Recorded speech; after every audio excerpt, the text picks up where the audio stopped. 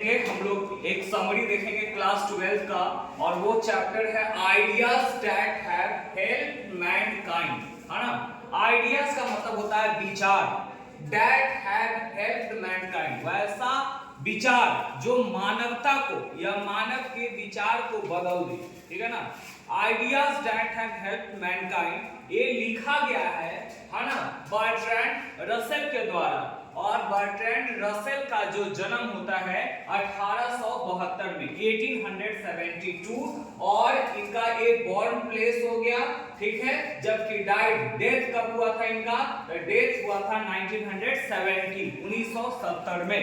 अगर आपको पूछ दे कि बर्ट्रैंड रसेल के बारे में 2 लाइन लिखिए तो उसमें आप ये भी एडजस्ट कर सकते हैं कि he was a great philosopher and historian as well as mathematics, एक बहुत बड़ा गणितज्ञ थे, है ना, दर्शन शास्त्री थे, और तरह तरह के जो बोलते हैं ना फिलोसफी, दर्शन शास्त्र के जो क्या बोल सकते हैं उसके बारे में नॉलेज रखने वाले ये बहुत बड़ा विद्वान वगैरह, ठीक है।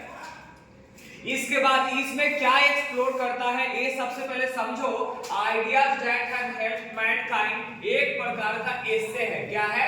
एसे है, यानी निबंध है। बेटा हमने लिखा ideas that have helped mankind is an essay by Bertrand Russell.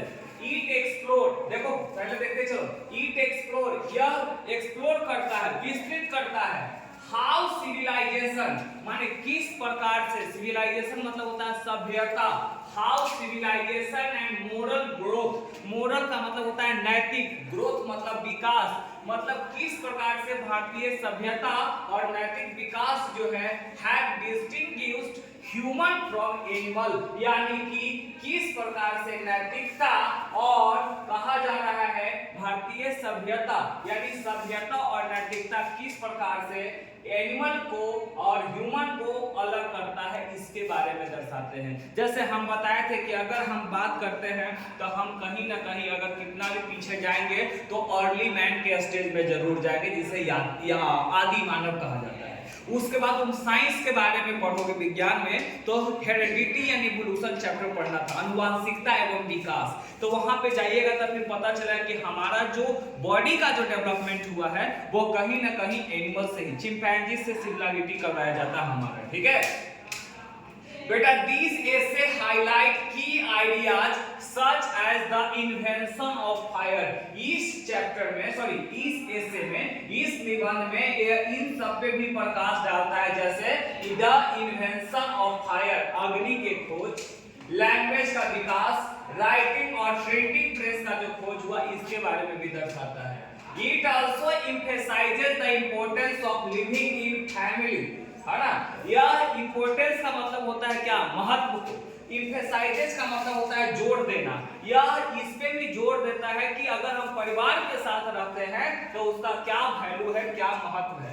And establishing moral guidelines for the society, है ना। और फिर क्या करता है? एक मार्गदर्शन तैयार करता है, एस्टैब्लिश करता है, स्थापित करता है, किसके लिए? समाज के लिए, ठीक है।